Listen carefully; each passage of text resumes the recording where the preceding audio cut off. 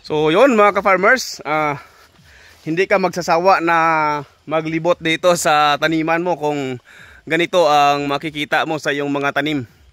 So yan, kung makita po ninyo mga ka-farmers, ang tanim natin na saging ay masasabi nating fully recovered na sa epekto ng El Nino. So yan, makita po ninyo ay ang lulusog ng dahon ng saging natin.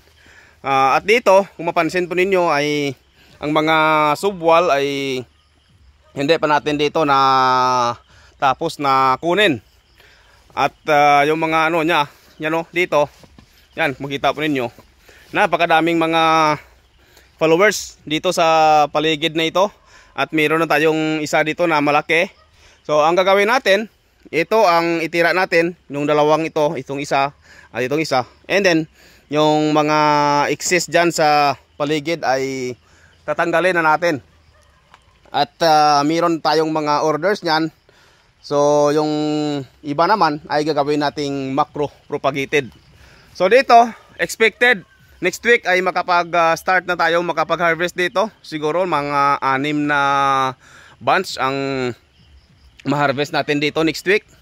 So yan, makita po ninyo ang epekto ng foliar fertilizer na ginamit natin dito na Growers Bet 1000 plus sa dahon ng kanyang mga followers ay napakalinis, walang sigatuka.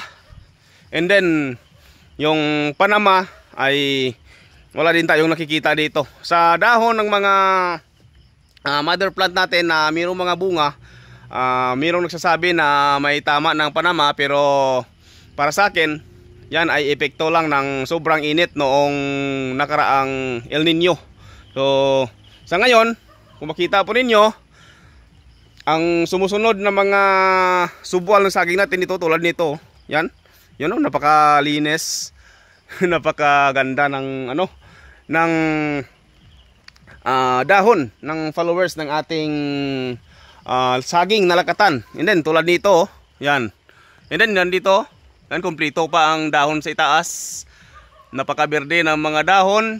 And then ang bunga, tingnan natin. Ito, silipin natin. Yan yan ang kikinis ng mga bunga mga ka-farmers. So yan. So diba?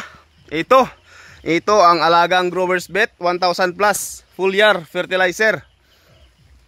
Napakaganda ng epekto mga ka-farmers dito. Yan tingnan nyo. Yan, di ba? Napakaganda ng bunga. So expected next week makapag-harvest na kami dito.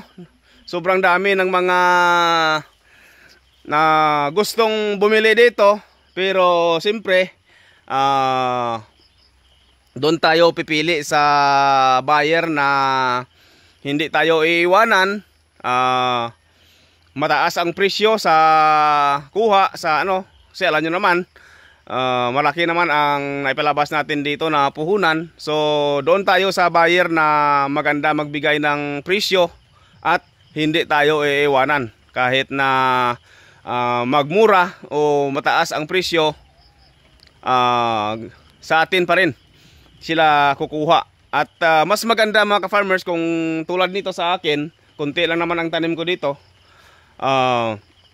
direct ko na lang sa fruit stand para mas mataas ang presyo ng ating tanim o ng ating harvest na lakatan.